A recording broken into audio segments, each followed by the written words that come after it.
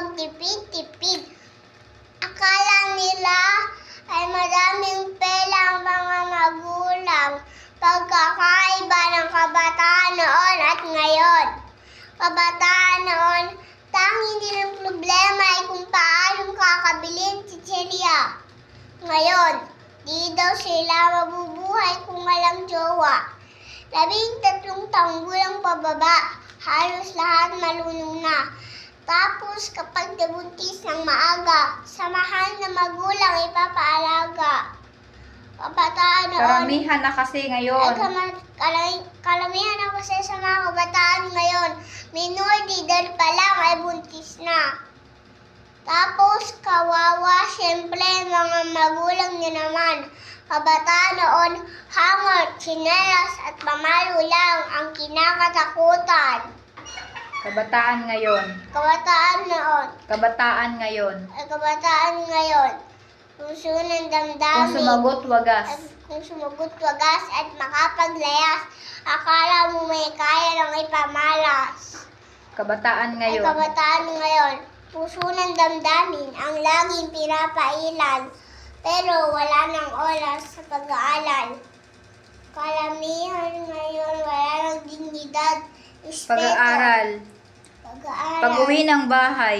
Pag-uwi ng bahay, diretso agad sa galaan.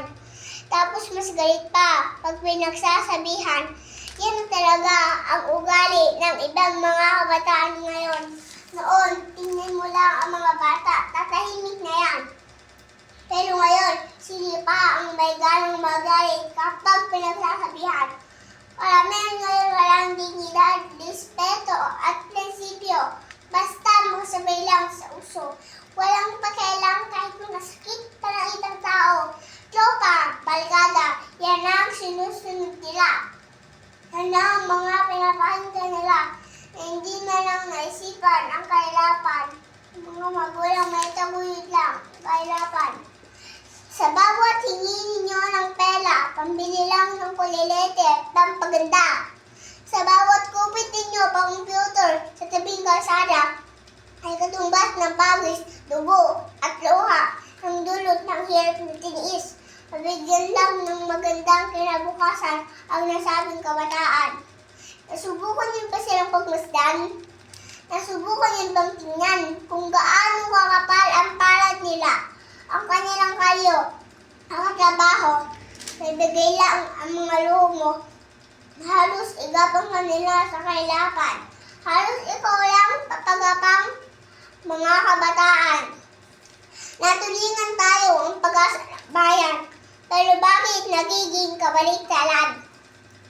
Bakit parang tayo pa ang nagiging problema ng lipunan? Oo, kabilang na rin ako sa bagong minisyon na ito.